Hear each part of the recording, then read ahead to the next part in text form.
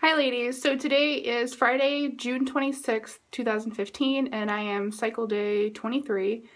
I took a break this cycle. Those of you that are following me know that I took a break, so I didn't track ovulation, I didn't take OPKs, I really don't know exactly when I ovulated, so I'm going by my app, and my app says that I am 12 DPO today. So I'm going to go ahead and insert a live pregnancy test for you right now, and then when that's over with, I'll come back and do my official TTC update.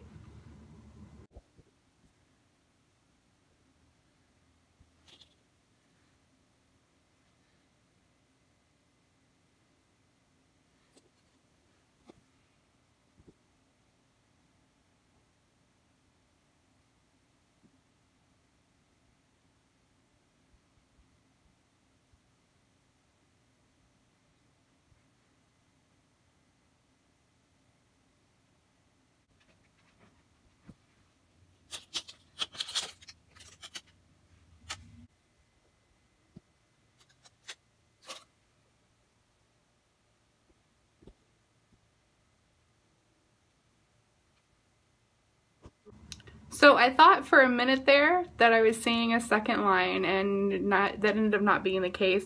I'm finding now that they have changed the new choice tests for Dollar Tree.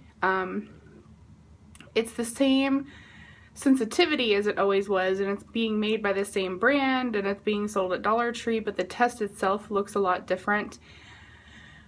I don't know, I feel like the indent line is very, very visible. Even when it's white, it's super white, and I feel like when the color goes across the little window, I get panic, you know, I'm like, oh my god. So the reason why I showed this particular live pregnancy test is because like I said in my previous video, we're taking a break this cycle. And since 9 DPO, I've been testing. So 10, 11, 12, so it's for the past 3 days I've been testing. And it stresses me out like it always does. And I thought to myself, how can you really be taking a break if you're still testing every day like a maniac and upsetting yourself every day like you always do?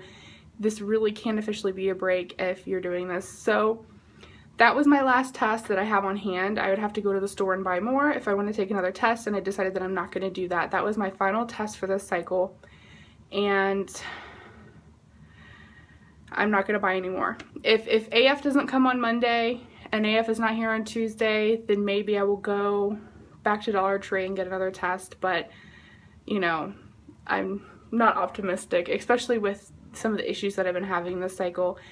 Those of you that don't follow me wouldn't know, but those of you that do, I took some Clomid last year, or throughout the year last year. I did about 5 rounds, and at the last few rounds that I did, I started having a lot of issues, a lot of pain, a lot of discomfort, and it was all cyst pain. I know what cyst pain feels like even before I took the Clomid. I've been struggling with cysts on my ovaries and having PCOS since I was a teenager. So I know that pain, I know that feeling, but this was a lot more extreme. It lasted a lot longer. You know, I almost went to the hospital a couple of times.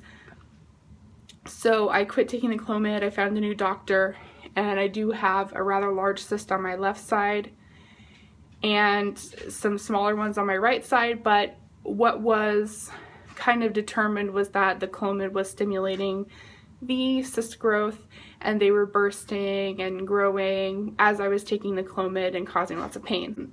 I've had sporadic cyst pain since I stopped taking the Clomid here and there, but it hasn't been very bad until this cycle. And I wasn't tracking, but I could tell by the symptoms that my body was putting out, you know, my increased CM, a little bit of cramping. It was that point in my cycle when my app was saying that I was fertile. I started having the cyst pain again, as if I was taking the Clomid.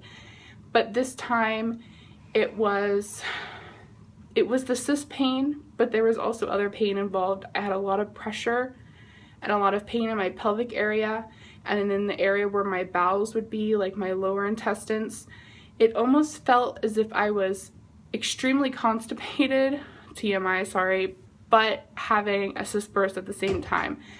And what was so much different about this episode was that it lasted almost a week. The pain would get really bad. I would have to lay down, I'd have to sit down, and then it would lighten up, but it would never go away. Every day I had this pressure, this pain, this uncomfortableness. It hurt when I would sit down. It would hurt when I would have a bowel movement. It would hurt when I would pass gas. So I was very concerned for a while. I did some research, and it is completely possible for a cyst, an ovarian cyst, to press on your lower intestines and cause pain, cause constipation. All the symptoms that I was having were directly related to having an ovarian cyst. So now that we are moved in and settled into our new house, and we're going to be here for a while, I can go ahead and get appointments made to see a new gynecologist and a new primary. And I have called and spoke with my insurance company, and they do require another referral to a fertility clinic in order for them to cover me going to a fertility clinic. When I was in California, I was seeing a primary that was acting as my gyno as well. She ran a lot of tests, and she didn't have the power to prescribe me any type of fertility medication or even send me to get any of the fertility related testing. So she wanted to go ahead and complete the referral to have me sent to a fertility specialist, but I declined because we were moving within a few months and I didn't want to go through that entire process with my insurance and finding a new clinic. And by the time I got even in to see anyone, we would have been moving again. So the plan was for when I moved here to just go to a fertility clinic here in Kansas. But my insurance informed me that I couldn't get the referral from that doctor in California. I had to find a new gyno. But when I called the gyno, I not only told them why I wanted to see the gyno because I needed a referral to a fertility specialist, but that I was also having the pain. But the absolute earliest they could see me was July 20th. So that's a little disheartening and depressing. I mean, I know that's how it goes. I'm a new patient. And then I'm assuming once I go July 20th, I'm not expecting to just walk into the doctor's office and they just, you know, say, oh, okay, we don't know you, we don't know anything about you. Let us just write you a referral to see a fertility specialist. Have a nice day. I'm sure that they're probably going to want to not only look over my previous records, but they'll probably want to do their own thing, run their own tests, do what they can do, and as a last resort, send me to a fertility specialist. So, and then once I get the referral, waiting for my insurance to prove it, finding a specific fertility clinic that my insurance approves of, because there were several here in Topeka and then in the Kansas City area. And then I'm pretty sure that it's not going to be a next day thing, nor getting an appointment with them.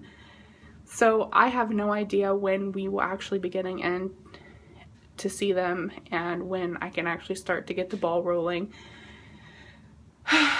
And like I've said before, lately I've been a little discouraged and just feeling like I'm wasting my time. I'm thinking about going and checking out some different herbal supplements. I've always taken prenatals, I've always taken folic acid, I've always taken aspirin, drinking lots of water when I was supposed to be ovulating. You know, I'm doing these things, but I keep hearing of other things. The soy isoflavones, the raspberry ketones. I know they have fertility teas. They have the fertility aid for the men and the women. We only use the pre-seed a few times, so maybe while I'm waiting, I could try out some of these new things. So I'm going to be doing a little bit more research and continue with my weight loss. And that way, if I do end up going to a fertility doctor that is dead set on my weight being the issue and not wanting to treat me because of my weight, that's like my biggest fear, is that I'm going to go in there and they're going to go, oh, you're fat, that's why you can't get pregnant, you know.